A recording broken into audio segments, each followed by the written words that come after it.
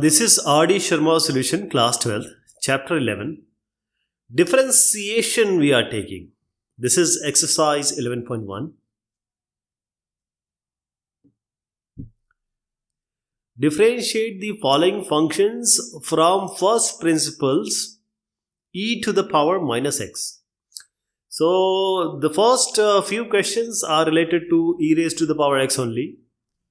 But here the main the theory or the concept of this exercise is all about the first principle. How are we going to get the first principle differentiation? So if a function is fx, you want to have a differentiation using the first principle, that is d by dx of fx. Then what you are going to do is wherever x is there, you have to put x plus h so that it becomes fx plus h. And you have to subtract the original function from this, minus fx. And you have to divide it by an h. H is a very small number equivalent to 0 but not equal to 0. Limit h tends to 0. So the result will come, and that result will be the differentiation. So this question, we have e raised to the power minus x. So what is fx plus h first? Because fx is given as e raised to the power minus x. So just replace x by x plus h. In order to find out d by dx, use this relationship you can call, which has come from previous discussion of differentiability. So x plus h I am taking, because fx plus h minus fx. What is fx? E raised to the power minus x. And this is what? And then we have divided by h. And then you say limit h tends to 0. Okay. Now how to solve this? This limit h tends to 0 and division by h, I will skip some time, but you have to understand on the left the answer I always give is because I want you to know how to write in the examination, because the whole marks is not only by solving but how you have solved it. That is how examination needs to know. So e raised to the power minus a plus b is e raised to the power minus a minus b. It can be written as e raised to the power minus a into e raised to the power minus b. Okay. So power gets added when you have the same base. For example, x raised to the power a multiplied by x raised to the power b is x raised to the power a plus b. Same thing we are going to do here. E raised to the power minus x into e raised to the power minus h. That's what we have used this. That's why I told you this. And e raised to the power minus x divided by h. Now this e raised to the power minus x you can take common. So in all these 5 questions which we are going to do, we'll take certain things common. So I've taken common. Now e raised to the power minus h is inside, minus 1 will remain, and now I will have this divided by h, which is already there. So in all differentiability continuity, we have used certain relationship which you are going to use in abundance. That is e raised to the power x minus 1 divided by x equals 1 when you have limit h tends to 0 or x tends to 0. So this is not h tends to 0, just consider it to be x tends to 0. Okay, limit x tends to 0, e raised power x minus 1 by x equals 1. So when you apply this limit h tends to 0, limit will be only applied where h is there. E raised to the power minus x you can take common, because x with respect to h is a constant. So this, you have a x and you have a x here. So you need to have a x in the denominator as well. So you have a minus h in the numerator, you have to have a negative h in the denominator. So now you can multiply this negative, because you have introduced a negative, so negative will come outside. Now from this to this, you will use this relationship e raised x minus 1 by x equals 1, limit h tends to 0. So only minus e raised to the power minus x will remain. And this is the differentiation. Okay.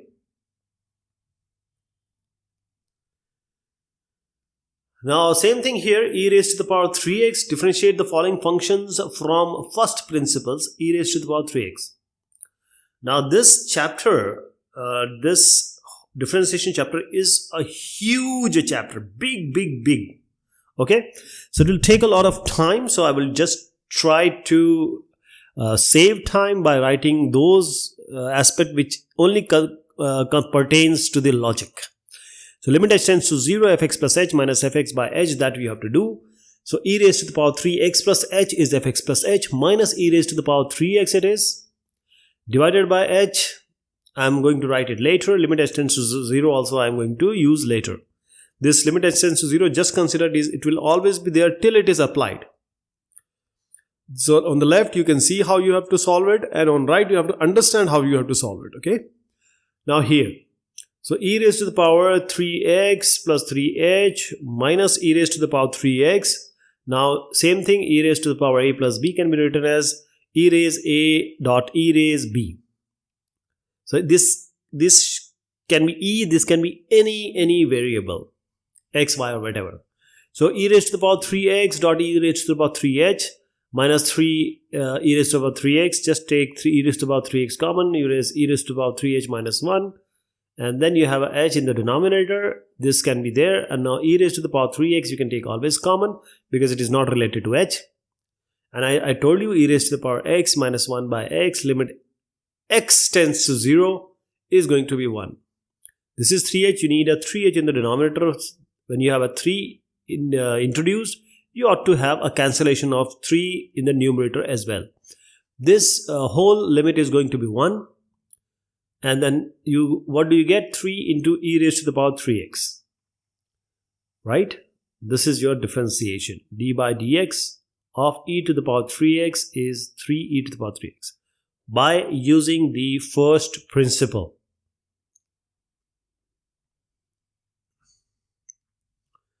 Now e to the power ax plus b.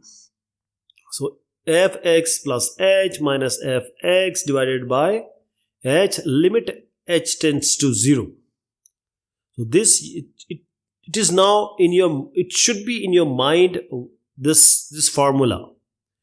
E raised to the power ax plus h plus b minus e raised to the power ax plus b divided by h, and limit h tends to 0. I am skipping it for now. Let us concentrate on the numerator. So this is e raised to the power ax plus ah and then plus b. So ax plus b I am taking together, after that. And then I can write it as e raised to the power ax plus b multiplied by e raised to the power ah. Alright. This I am going to replace here. So e raised to the power ax plus b multiplied by e raised to the power ah minus e raised to the power ax plus b. So you can take common this e raised to the power ax plus b, and inside that you will get e raised to the power ah minus 1. Alright. Now limit h tends to 0. As I told you, this you have to write always. H was already there in the denominator. I was just not writing it. Now you know that limit h tends x tends to 0, e raised to the power x minus x is equal to 1. You have a ah here, you need to have a ah in the denominator also, so you can introduce a in the numerator and denominator. This whole, when you apply the limit, it becomes 1. So what is remaining? A into e raised to the power ax plus b. This is your final answer. So this is how you can solve it. I gave you the answer as well, because ultimately solution, the way it should be solved is all what gets you the complete marks in your examination.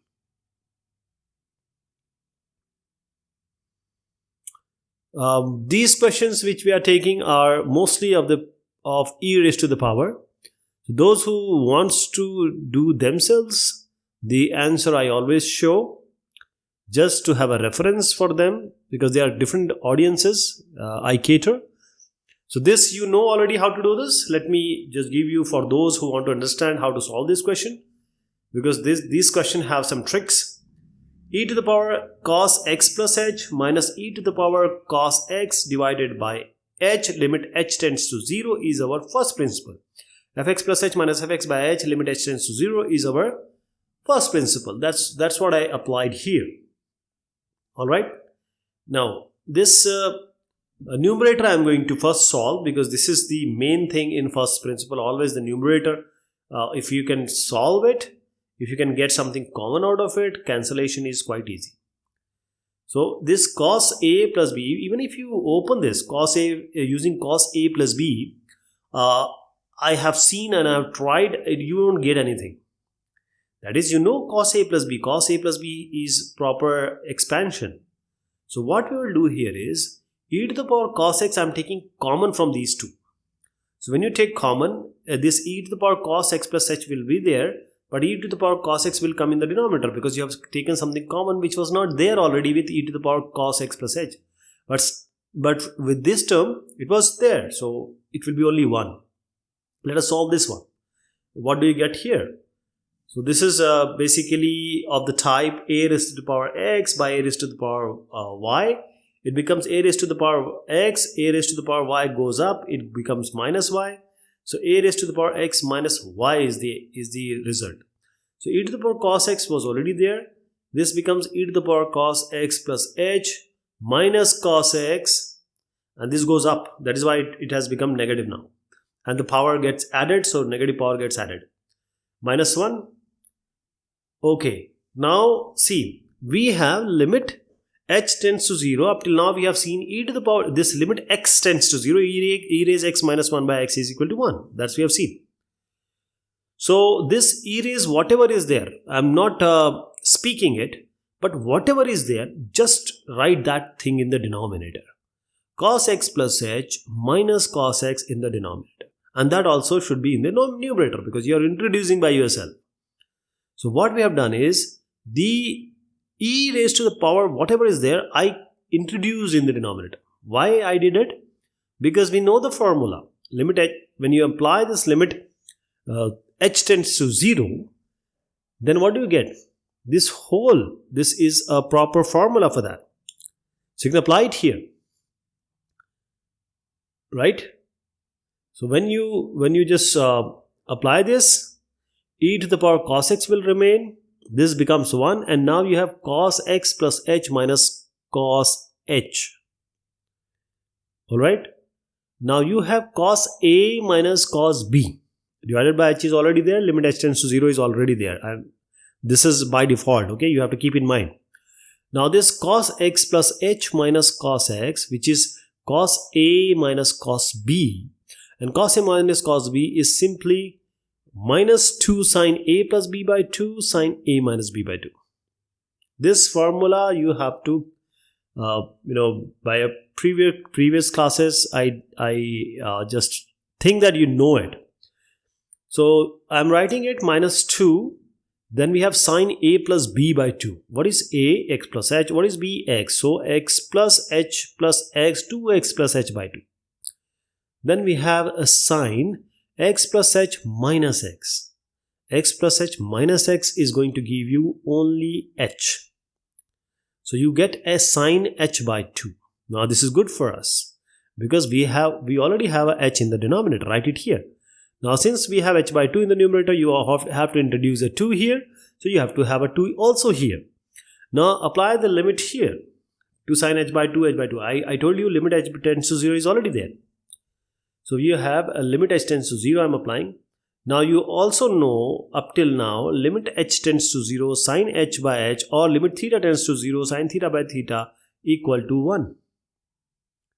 So this 2 gets cancelled. Okay. Minus e raised to the power cos x was already there, which was taken earlier common. So you have taken minus also. This becomes 1. Now sine 2x plus h by 2. Apply h tends to 0 here. Limit h tends to 0. So when h becomes 0, it will be sine 2x by 2. 2 gets cancelled. You get only sine x. So you have a sine x here.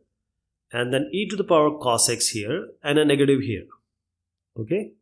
So the final term is your answer. Okay.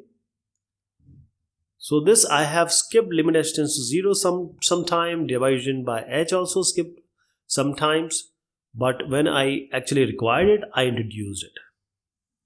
Logic, I told you, and this type of question should be solved like this.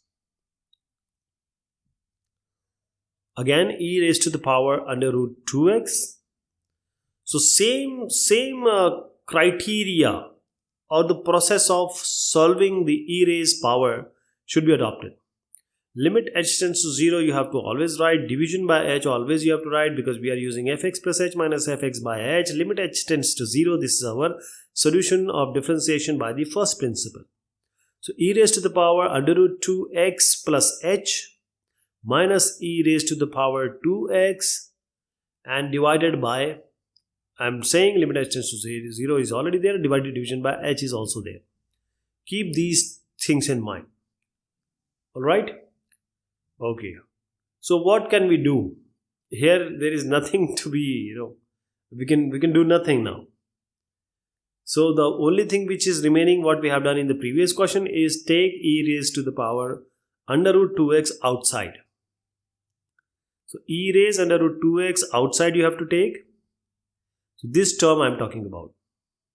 So e raised under root 2x you are taking common, and that term has to be in the denominator of the first term because you have forcefully taken it out.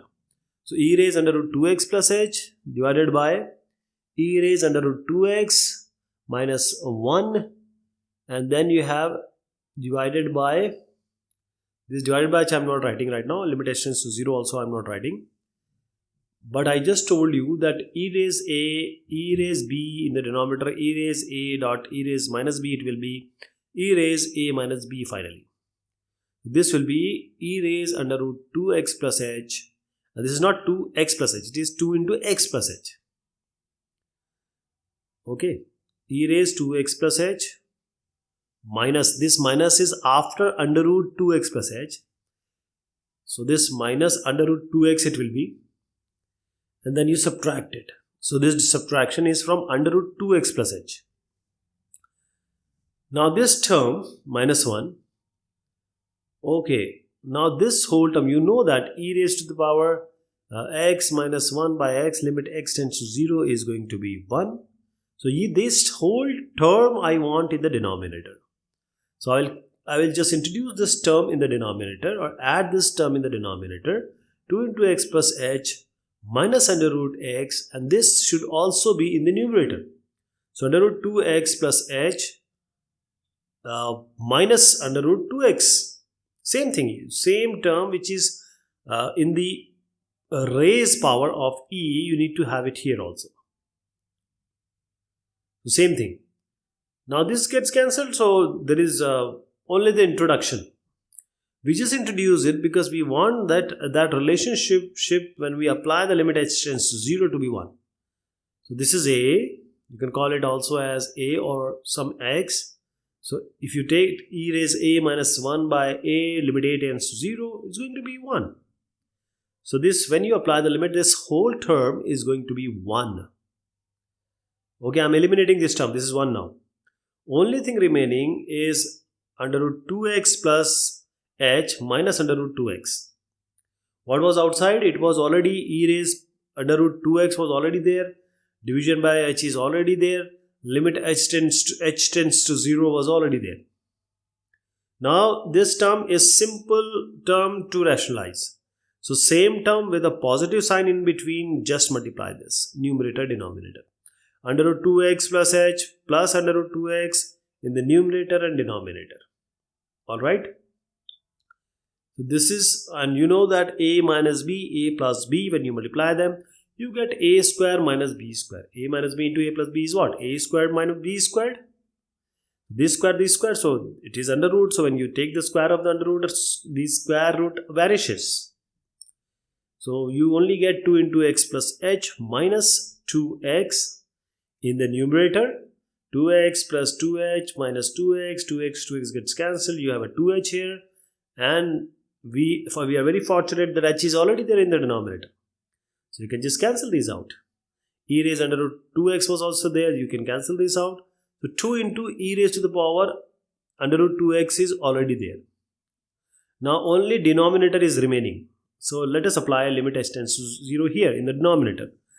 So wherever h is there, make it as 0. So you have under root 2x plus under root 2x in the denominator. This under root 2x plus under root 2x becomes twice of under root 2x. So this is twice of under root 2x, and you see that 2 is already there in the numerator.